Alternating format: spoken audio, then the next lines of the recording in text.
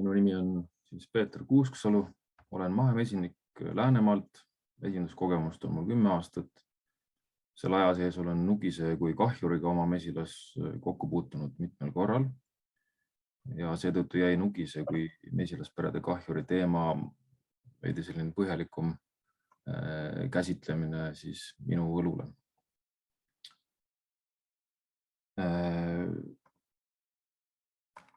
Alustame kaugemalt. Nugise poolt tekitatud kahju mesilasperedele. Mina isiklikult arvan, et tegu on sellise ahelreaktsiooniga. Et kui karusnahatoodete tarbimine ja ostmine, nende kandmine on moest läinud, siis on ka karusnahkade kokkuostu hind viimase 10 aasta jooksul langenud. Nugise karusnaha puhul poole võrra umbes. Ja madalate kokkuostu hindade tõttu ei ole jahimeestel enam huvi oma aega, just nimelt peamiselt aega ja kütust kulutada tegevustele, mis ei too tulu. Ning seetõttu nugise arvukus aina kasvab. Ja kui selline vähene küttimine jätkub, siis ilmselt tulevikus kasvavad ka mesitarude rüüstamised nugiste poolt. On meil 2 nugist metsas liikumas. Parempoolsel pildil olev metsnugis. Mesinik ei pea vahet tegema, aga lihtsalt ülevaate andmiseks ma räägin nende erinevustest. Metsnugis on veidi suurem, pigem ronib puudel ja on selline hea ronija. Tema tunneb ära selle järgi, et tema lõuaalune ja rindmik on sellise kollase või kollakas valge laiguga kaetud. Kivinugis, kes on pigem selline maapinnal liikuja ja kivihunnikutes tuhnija, tema on pisut väiksem ja tema lõualune rindmik ja siis esikäppadele ulatuv valge karv, just nimelt karv on valge, et selle rindmikul oleva laigu järgi on neid kõige lihtsam eristada. Nugis võrreldes karuga on väike sisuga. Kui ta on ühte tarusse sisse murdnud, siis ilmselt kõrval olevat ta ei puudu. Aga küll võib ta mitmele tarule nõnda kahju tekitada, just püüdes leida seda kõige nõrgemat kohta. Ja isegi kui ta selle tegevuse käigus siis meekärgedeni ei jõua, tekitab ta oma lammutamisega mesilasperedele väga tugeva häiringu. Mesilased lendavad välja, kobar läheb laiali, mesilased roovivad kärgedele ja sellise häiringu tulemusel lõpuks talvel see kõik toob kaasa mesilaspere hukkumise. Siin piltidel on näha siis parempoolsel pildil nõndanimetatud penotaru korpusi, mis on puidust kindlasti nõrgemad. Mahemesinduses me neid ei kasuta. Seetõttu oleme nagu veidi paremas seisus kui tavamesinikud, aga nagu ka siit ekraanil nähtavat vasakpoolsel pildil näha, siis puidust korpust hekseldab ta ka kõvasti. Ja antud juhul vist ta ei ole tarusse küll pääsenud, aga häiring on olnud tõsine. Ja see väike loom, tal on tegelikult lõugadel ja käppedel päris tõsine jõud. Nii, aga vaatame, millised on mesiniku võimalused kaitsta mesitarusid ja mesilasperesid siis nugiste eest. Siin on nugise kahjude ennetamine on esmane ja selleks siis tuleks tarusid kaitsta nugiste eest. Teise võimalusena peletamine ja siis kolmas koht, kus mesilas nugis kahju teeb, on laoruumid. Minul endal on paar korda nugis tunginud lattu ja see laoruum tuleb teha nugise kindlaks. mitte teha kindlustuspoliis, vaid just nugise kindlaks, et ta sinna sisse ei pääse neid kärjelaos olevaid kärgi närima. Ja viimasena siis võib-olla äärmuslik lahendus on nuhtlusisendite kõrvaldamine küttimise läbi. Nii, aga vaatame siis need võimalusi. Ennetamine tarude kaitsmise läbi. Traatvõrgust puur. Võrgu silma suurus võiks olla mitte suurem kui 25 millimeetrit. See puur võiks olla keevitatud traadis, see tähendab seda, et need silmad on omavahel kinni punktkeevitatud, sest kui punnutud võrku kasutada, siis nugisel on piisavalt jõudu, et ta venitab selle silma suureks ja poeb sealt sisse. Traadi läbimõõt võiks vähemalt 2 millimeetrit olla ja jämedamast traadist puur on vastupidavam transpordile, et seda ohtu ei ole, et nüüd nugis seda metallvõrku katki pureks, aga just nimelt see transport ja paigaldus, et see korralikust võrgust puur on pikaajaline ja enamasti on need võrgud singitud, see tagab ka siis pikaajalisuse. Ja siinkohal panen südamele, et see metallvõrgust puur võiks olla korralikult teostatud ja lahendatud, et tarud peavad olema ka kaetud nii alt kui pealt. Et siin on üks pilt tavamesindusest, kus siis võrk on küll tarul ümber, aga taru põhi on kaitsmata. Ja nugis on, nagu siin lumel nähtava selle pinnase järgi, ta on läbi põhja sinna tarusse sisse pääsenud. Ja ta teeb seal oma kahju ikkagi ära, nii et see võrgus puur, kõik need küljed olgu tugevad ja taru igast küljest kaitstud. Ja kui tagasi tulla mahemesinduse juurde, et kui tarud ei ole täispuidust ja toppeks on mõni kerge mahemesinduses lubatud materjal, siis on kindla peale minek ikkagi see metallvõrgust puur. Et täispuidust taru tõenäoliselt nugis auklikuks ei söö, aga parem on kasutada metallvõrku. Nii, teine võimalus on kasutada nugiste peletamiseks repellente ehk siis sellised tõrjuvaid vahendeid. Ja nii aerosoolpudelis kui pumpjuhustiga on neid kaubandusse saada. Aerosoolide koostist ma ei tea.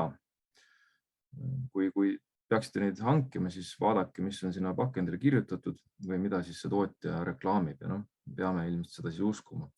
Aga vaadake, kui seal on midagi sellist, mis ei nagu haagi mahemesindusega või on teile tundmatu, siis kaaluge, kas osta või mitte.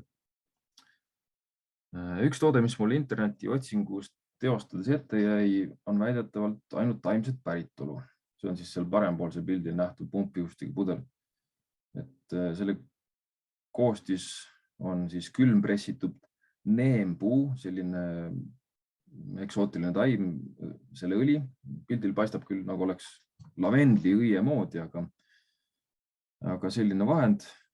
Kas selline taimset päritolu vahend toimib, ei tea. Minul kogemus endal repellentidega tegelikult puudub.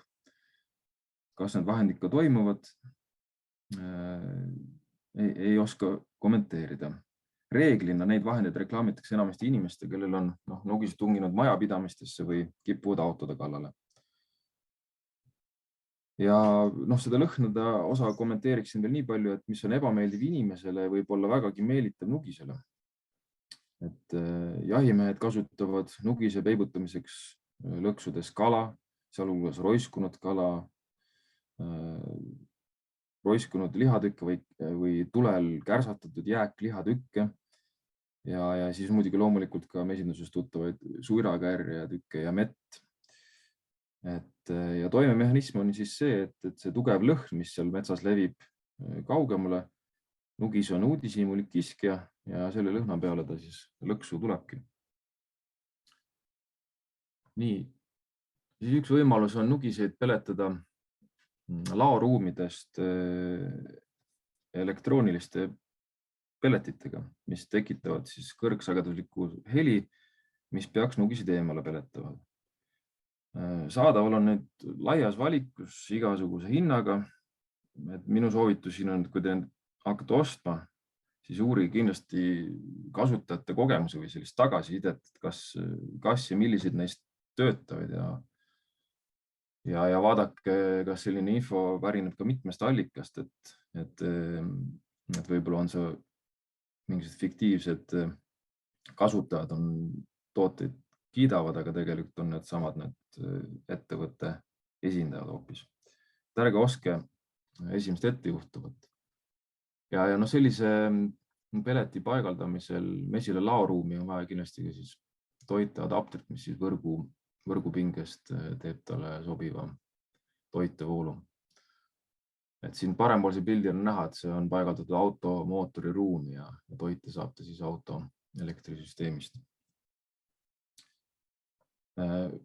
Omast kogemust võin öelda, et ärge ostke siin 3. pildil nähtavat kataloogi kaubamajast pärit peletit. Meil siin maal laudas hiiri ja muid kahjureid ta igal juhul ei peletanud. Aga võib-olla need seal ülalpool näidatud ehk siis need toimivad. Aga tuleme tagasi nugiste peletamise juurde lõhnaga. Ja minu arust see on kõige loodussõbralikum ja äärmiselt soodne lahendus. Võiksite proovida inimese kõige suurema sõbra ehk koerakarvu. Koer, kes on viimased 15 000 aastat inimese kui küti ja korilase kaaslane olnud, siis võiks see niiske koera karvalõhn anda nugisele signaali, et tema elu on ohus ja et ta ei tiku selle lõhna ligi. Et kui palju nugise geenides koerakartlikkust säilinud on, ei oska öelda, aga internetis mõnest foorumist on lugenud, et see suka sisse pandud koera karvapallid toimivad autode juures nugiste peletamisel väga hästi. Et mina ise seda meetodit ei ole proovinud. Kellel pole omal koera, uuriga tuttavatelt koeraomanikult, kas saate kammimisel üle jäävat villa või siis mõnest asutusest, kus tegeldakse koerte pügamisega, saate karvu, mille saab suka sisse pista ja siis mesitaru külge näiteks riputada. Ja siis jõuame selle viimase sektsioonini. Kui nugise kahjude ennetamiseks või edasiste kahjude vältimiseks on vaja juba nugist küttida. Et see osa minu jutust jääb meetodite kirjelduses ja praktilise küttimise osas üsna lühikeseks. Miks? Sest et jahti tohib pidada ainult jahimees. Jahi pidamine on Eestis reguleeritud mitmete õigusaktidega. Ma ütleksin, see valdkond on vägagi reglementeeritud. Eestis kehtib jahiseadus, jahieeskiri. Jahimeheks ei saa niisama lihtsalt hakata ja jahitunnistuse saamiseks peab käima kursustel, sooritama eksamid. Ja siis pärast seda kõike, kui see on edukalt läbitud, saab inimene alles jahitunnistuse. Ja kas ta siis lõpuks võib nende lõksudega nugisid püüdma hakata? Ei saa. Selleks, et omalt maalt või võõralt maalt nugisid püüdma hakata, tuleb siis jahimehel, jahitunnistusega isikul kohaliku jahiseltsi käest hankida väike uluki küttimise luba. Ja siis hooaja jooksul kütitud ulukid tuleb sinna loale kanda ja hiljem see luba tagastada, kui jahiaasta läbi saab ja nugise küttimise hooaeg samuti. Et siin piltidel näete siis kahte nugise lõksu. Et vasakpoolsel on nõndanimetatud kastlõks. Ta küll ei ole kast, on tehtud ka sellisest tugevast metallpõrgust, mida nugiste peletamiseks tarude juures saab kasutada. Et see kastlõks püüab nugise kinni elusalt. Ta läheb sinna sisse, astub sellele pedaalile, mis asub seal söödakorvi ees ja ta jääb elusalt sinna lõksu. Parempoolsel pildil olev lõks või õigemini siis lõks koos selle kastiga on kohe tappev lõks, et nii kui ta seal kasti tagumises kitsamas koonilises osas oleva peibutise poole liigub, löövad need rauad tema keha ümber kinni ja see löök on niivõrd tugev, et see vaene loom saab surma, aga nende raudade eesmärk ongi see, et see tapab ta kohe ära, loom ei jää piinlema. Ja kui kuulajate hulgas on relvaomanikke, kellel on näiteks relv enda ja vara kaitseks, siis nemad ei tohi jahti ilma jahitunnistuse ja loata ikkagi pidada. Siin ei kehti arusaamine, et see relv on hangitud mul oma vara kaitseks ja et tahan pärast nugise rünnata arveid klaarida selle nugisega. Et seda ta teha ei tohi, et tal ei ole jahitunnistust, siis tal rikub jahiseadust ja see võib lõppeda lõpuks ka selle relvaloa äravõtmisega. Ja pealegi nugis on nii väle loom, et tema jahtimine tulirelvaga on äärmiselt ebatõhus ja jahinduse vaates tema karusnahk saab kahjustada sellisel puhul. Seega kütitaksegi nugiseid selliste lõksudega. Minu enda kogemused nugiste küttimist ütlevad seda, et loodus tühja kohta ei salli. Nugis on territoriaalne loom, see tähendab, et tal on oma piirkond, kus ta teisi nugisid tõrjub, aga niipea kui nugis oma territooriumilt ära on kütitud, siis võtab selle territooriumi üle uus loom ja seda kinnitab see, et talve jooksul võib ühes samas kohas olevasse lõksu jääda mitu nugist. Kindlasti võib siin mesinikel tekkida küsimus, et kes hüvitab kahjud. Kui kahju on juba sündinud, et kas Keskkonnaamet seda teeb? Lühike vastus on, et ei hüvita. Kõik kulud tuleb paraku mesinikul endal kanda. Et Eestis on küll alates 2008. aastast rakendatud looma tekitatud kahjude ja kahjude ennetustööde hüvitamisprogramm, aga paraku see nugisele kui väike ulukile ei laiene, tema kahjusid ei hõlma.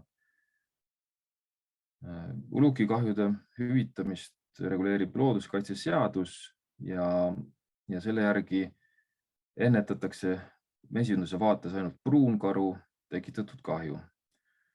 Ja sama seadus reguleerib ka ennetuseks tehtavaid kulutusi, et pruunkaru tõrjumiseks püstitatud elektrikarjuseid või muid tõrjevahendeid, et neil on võimalik taotleda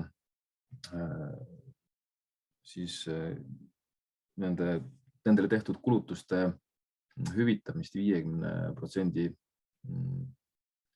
ulatuses. Ja siis lõpetuseks minu soovitused mesinikule, et sõlmige kokkuleppe kohaliku jahimehega, kes tuleb siis teie maale oma lõksu või lõksudega nugiseid püüdma. Kui te ei tunne kohalikke jahimehi, siis ekraanil nähtava selle veebiaadressi või jahimeeste seltsi kodulehelt leiate lingi interaktiivsele Eesti kaardile, kus siis enda kodualal klõpsates näete seal neid jahimaid valitsevat jahiseltsi kontaktinfot, nii et sealt kaudu peaksite saama siis jahimeeste kontaktid. Aga panen siin südamele, et lõksud on ohtlikud nii koduloomadele, just koduloomadele ja ka inimestele. Ärge lubage sellel jahimehel lõksudes kasutada peibuteid, mis võiksid meeldida siis näiteks koertele või kassidele. et kohe tappev lõks peab olema paigatatud ka selliselt, et sinna ei oleks võimalik juhuslikult sattuda suuremal ulukil või siis koduloomal, kes liigub mööda maad. Loomulikult kassid ronivad mööda puid nagu metsnugiski, aga on üsna ebatõenäoline, et ta himustaks seal lõksus olevat suirakärge või mett. Et siis soovitage või öelge sellele jahimehele, et kasutagu peibutiseks suirakärge. Ja kui see lõks on siin üles pandud ja te tuvastate, kui me räägime kastlõksust, mis püüab siis nugise kinni elusalt, et kui te olete näinud, et nugis on lõksu langenud, siis kohe viivitamata tuleks sellest jahimeest teavitada. Et ärge transportige seda lõksu ise kuskile, sest on oht saada nugise käest pureda, kui te seda kasti avate, et tema on seal ikkagi kiske ja nurka aetud. Ja siis selle puhul on ka selline aspekt, et kui teie siis selle elusalt püütud nugisega kuskile liigute ja peaksite kokku saama Keskkonnainspektsiooniga, siis lõpeb see lugu teile trahviga, sest et te olete, võib-olla on võimalik selgitada, et te viite seda sellele jahimehele, aga parem seda mitte teha, et selle lõksuga tegelgu jahimees. Ja kui see loom peaks olema siis selles lõksus juba surnud, siis on loodusele tekitatud kahju veelgi suurem ja samamoodi trahv. Ja miks see viivitada ei tohi jahimehe informeerimisel on, et ega see nugis seal eluspüügi lõksus kaua vastu ei pea, tema ainevahetus on kiire ja ta lihtsalt sureb nälga. Aga panen südamele, kasutage ennetavaid meetmeid, kaitske oma tarusid metallvõrgust puuriga. See aitab ka lindude vastu. Ja see nugis, kes teie tarudele ligi ei pääse, küll ta leiab sobivama söögikoha.